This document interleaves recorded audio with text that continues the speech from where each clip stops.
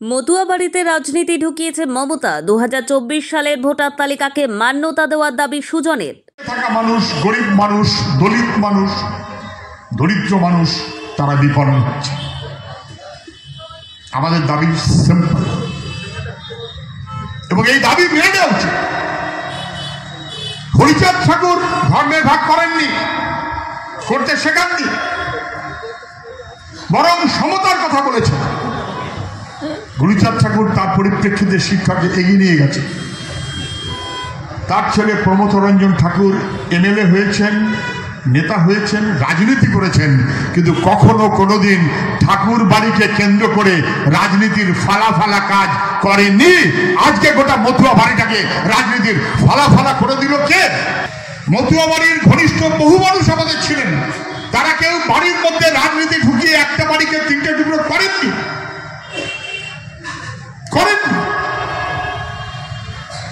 বরং সরকার বদলের পর পরিবর্তনের নাম করে মতুয়া সংঘের মুখ্য উপদেষ্টা হিসেবে আমাদের এখনকার মুখ্যমন্ত্রী মতুয়া বাড়ির মধ্যে রাজনীতি ঢুকিয়ে দিলেন এবং সবাই তখন ওনার ছত্রছায়ায় তৃণমূল, সেই তৃণমূল থেকে ভেঙে এক ভাই হয়ে গেল বিজেপি, এক ভাই থেকে গেল তৃণমূল, তারপর এখন এক ভাই বিজেপি ভেঙে গিয়ে আরেক ভাই পাল্টা বিজেপি, বাড়ির মধ্যে ভাঙাচড়া হয়ে গেল।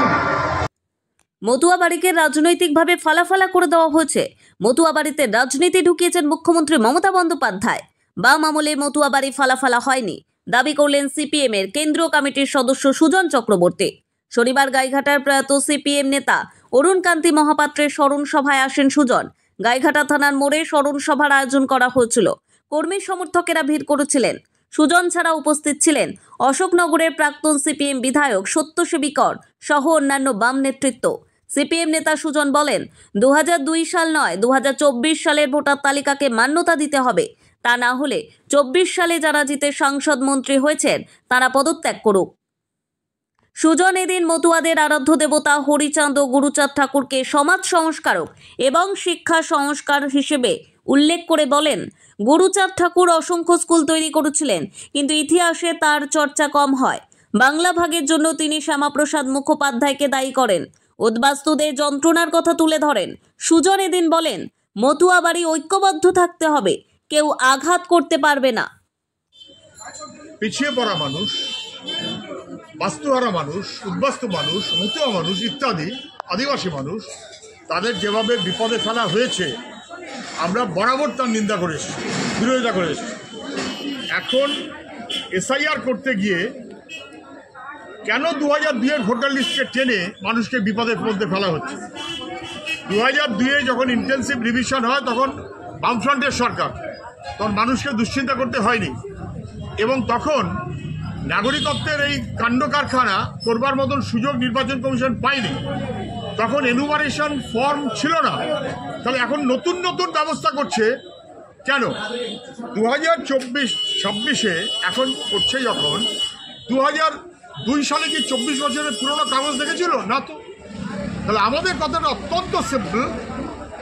এখন ওই বাড়ির মধ্যে 2জন এমপি, 2জন এমএলএ, কেন্দ্রীয় সরকারের 2জন, রাজ্য সরকারের পক্ষের 2জন, তো তারা মতুয়া পরিবারটাকে ঠাকুরবাড়িটাকে এক করুক, এক রাখুক এবং মতুয়া সমাজের স্বার্থে একটাই কথা বলুক যে যা করো, এটা ভোটার লিস্ট, এখানে কোর্টের অর্ডার অনুযায়ী মান্যতা দিতে হবে আধার কার্ডকে।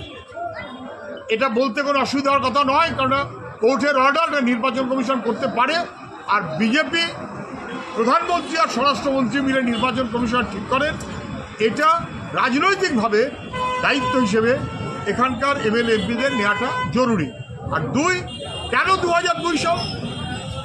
2024 লাস্ট ভোট দিয়েছে মানুষ, যুক্তিসঙ্গত।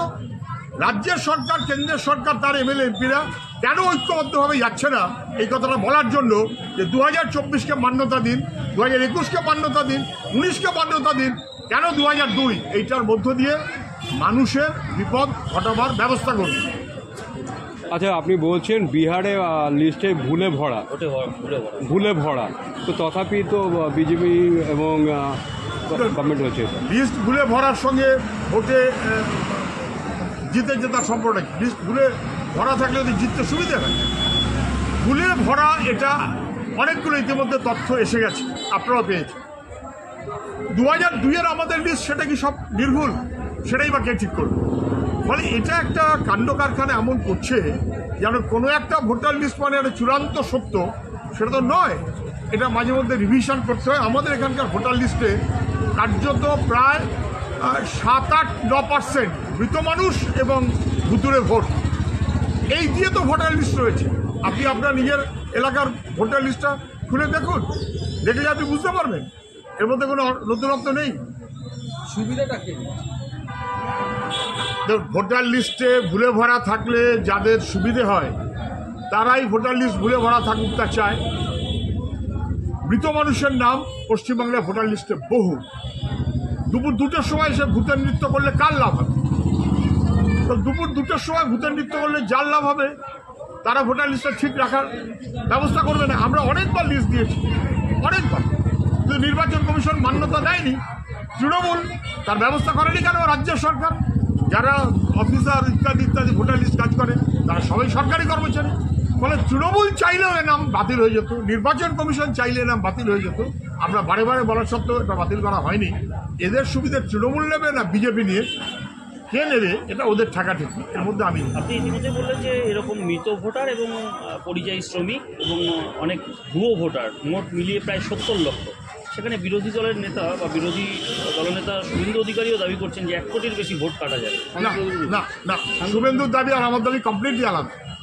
শুভেন্দুর দাবি হচ্ছে 1,20,00,000 রোহিঙ্গা বাদ যাবে। আমি চ্যালেঞ্জ করছি, 1,20,00,000 বেঠিক বলছেন, মিথ্যে বলছেন, তালিকাটা দিন। রোহিঙ্গা এবং বাংলাদেশি মুসলমান, কখনো রোহিঙ্গা বলেন, কখনো রোহিঙ্গা এবং বাংলাদেশি মুসলমান বলেন।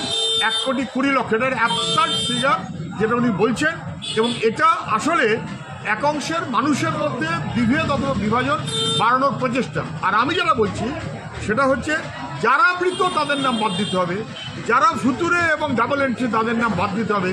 যেটা নির্বাচন কমিশনের ঘোষণা, যেটা নির্বাচন কমিশন এতদিন করেনি, পাইলট স্টাডিতে আমরা দেখছি বা আমি দেখছি, নির্দিষ্টভাবে আমি তথ্য দিয়ে দেখিয়েছিলাম যে কোন বুথে কত কীরকম কী বাদ আছে। আপনারা সবাই দেখলে বুঝতে পারবেন।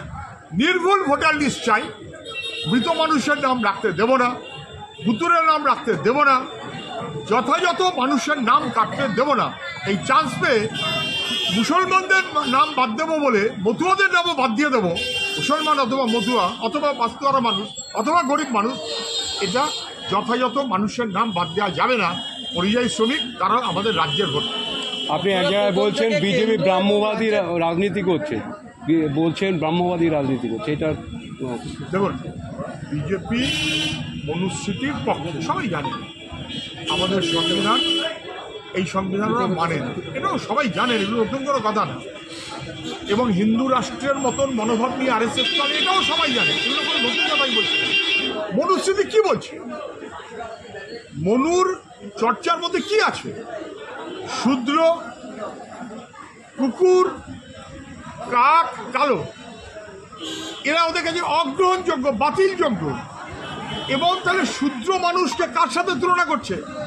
মানুষের, ব্রাহ্মণের পায়ে থেকে, পায়ের তলায় থেকে শূদ্রের জন্ম, ওরা চিরকাল পদানত থাকবে। ব্রাহ্মণ্যবাদী মনোভাবের বিরুদ্ধে লড়াই করেছে দেশের অনেকেই, নতুন কথা না, অনেকেই, ইনক্লুডিং হরিচাঁদ গুরুচাঁদ ঠাকুর, ইনক্লুডিং এরকম আরও অনেকে, আম্বেদকর, যোগেন মণ্ডল, এই সহ আমরা তো বটেই। ফলে এই ব্রাহ্মণ্যবাদী মনোভাবের বিরুদ্ধে মানুষের ঐক্যটা জরুরি। আমার কথা শুনে রাখুন, বিজেপি তার ঘোষিতভাবে মুসলমান বিরোধিতার নাম করে অঘোষিত তার যে কাজ, এমনকি গরিব মানুষ, শূদ্র মানুষ, তাদের নামও বাদ দিতে চায়। আমাদের অবস্থা স্পষ্ট, নির্ভুল ভোটার তালিকা চাই। নাগরিকতার সঙ্গে মিলিয়ে বা মেলাবার, সেটা নির্বাচন কমিশনের কাজ না। মেলাবার মতন মনোভাব নিয়ে গরিব মানুষকে বিপদে ফেলা, যার পয়সা কম তার কাগজ কম। ফলে সেটার আমরা চূড়ান্তভাবে বিরোধী। আমরা চাই নির্ভুল ভোটার লিস্ট হোক। তৃণমূল কি চায় আমি জানি না। তৃণমূল যদি চাইতো নির্ভুল ভোটার লিস্ট, তাহলে মৃত মানুষের তো নাম থাকার কথা নয়। কিন্তু এটা ঠিক যে মতুয়া সমাজের মানুষ, তাদেরকে বলা হচ্ছে বিজেপির পক্ষ থেকে ভোটার লিস্টে তোমাদের নাম না থাকলেও তোমরা সিএ ক্যাম্পে এসো, পরে হবে, ভবিষ্যতে হবে, ভবিষ্যতে হবে। তার মানে তাদের নাম কেটে যাবে। যখন এটা বলছে এবং যখন মতুয়া মানুষ বা একটা পিছিয়ে থাকা অংশের মানুষ তারা যখন চূড়ান্তভাবে অস্বস্তির মধ্যে রয়েছে, তো তাদের পাশে কেউ দাঁড়ালো না। এটা ঠিক তো? যতক্ষণ বামফ্রন্ট ছিল ওই বাড়ির মধ্যে রাজনীতি এভাবে ঢোকানো হয়নি। বামফ্রন্ট চলে যাওয়ার পর পরিবর্তনের নাম করে মমতা ব্যানার্জি রাজনীতি ঢুকিয়েছেন, তার ফায়দা নিয়েছে বিজেপি। বিজেপিও আবার ভাগ হয়েছে। এখন না বিজেপি না মমতা ব্যানার্জি, কেউ তাদের পাশে নেই। আমি আবেদন করব এই রাজ্যের সরকার এবং কেন্দ্রের সরকার তাদের সবার কাছে, কে কাকে ভোট দেবে তার ব্যাপার, কিন্তু মতুয়া সমাজ তাদের সবার অনিশ্চয়তা দূর করার জন্য ভোটার লিস্টে তাদের নাম নিশ্চিতভাবে থাকবে তার গ্যারান্টি করার জন্য ওদের পাশে যান, ওদের পাশে যান। ওটা একটা পরিবার বলে কথা না, সব মিলিয়ে মতুয়া সমাজের দুশ্চিন্তা। এবং দাবি করুন 2024-এর ভোটার লিস্টে প্রেস করতে হবে, আর আধার কার্ড কোর্টের অর্ডার অনুযায়ী তাকে মান্যতা দিতে হবে। আমি কেন্দ্রের সরকার রাজ্য সরকার দুজনের কাছেই এই দাবি করছি। আপনারা যে গরিব মানুষ এবং সাধারণ মতুয়ার বিরুদ্ধে, এটা স্পষ্ট হয়ে যাবে।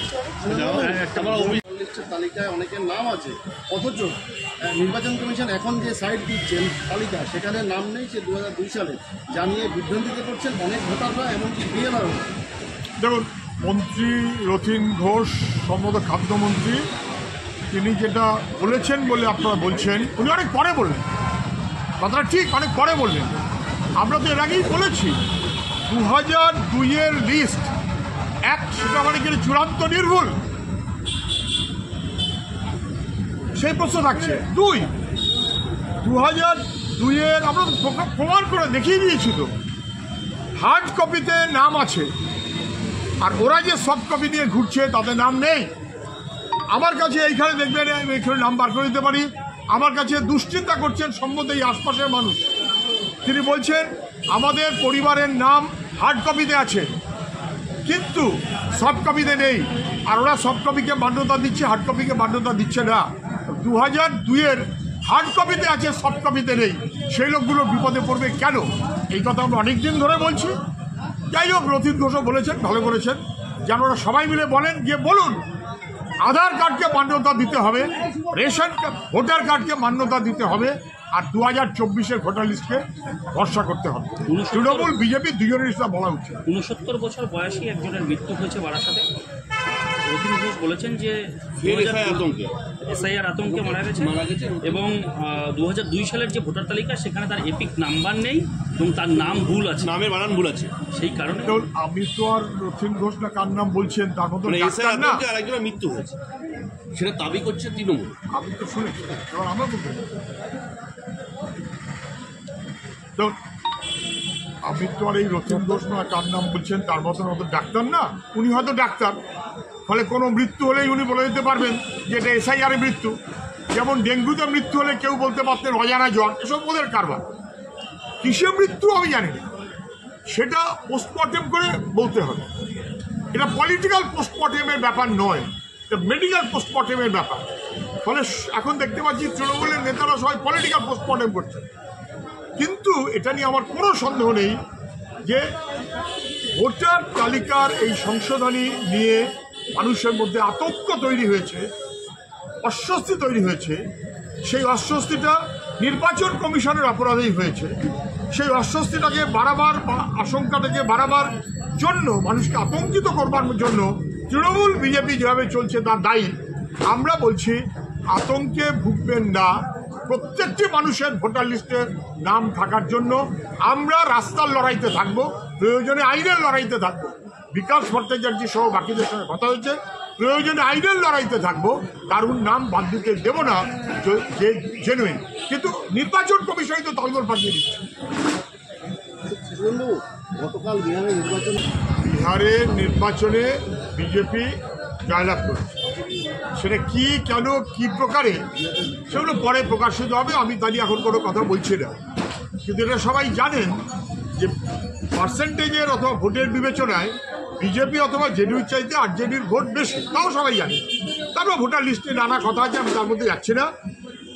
নির্বাচন কমিশন এবং রাষ্ট্র সরকার দুয়ে মিলিয়ে একটা দাপট দেখালে কিরকম কি হতে পারে এগুলো পরে আরো স্পষ্ট হবে। কিন্তু আপাত দৃষ্টিতে যে বিজেপি জিতেছে তার লোকেরা একটু আনন্দ প্রকাশ করবে, তৃণমূল কোথাও জিতলে তৃণমূল আনন্দ প্রকাশ করে, এটার মধ্যে কোনো নতুনত্ব নেই। আর কেউ আনন্দ প্রকাশ করলে যিনি নিরানন্দ হয়েছেন তিনি অমনি মারতে শুরু করবেন, এইটা রাজ্যের শাসক দলের দাপটের রাজনীতিকেই বোঝায়। আমি বলছি ওরা মারতে মারতে এমন হচ্ছে এখন ধান্দাবাজিতে, লুঠের বকরার লড়াইতে তৃণমূল তো বড় যে সে ছোট তৃণমূলকেও মারছে। তৃণমূলের একটা দাপট এবং মারামারি করা এটা অভ্যাসের মধ্যে এসে গেছে। সেই অভ্যাসটার থেকে ওরা বেরোতে পারছে না, ওরা জানে যে আসলে তৃণমূলকে চালাচ্ছে পুলিশ। সুকান্ত মজুমদার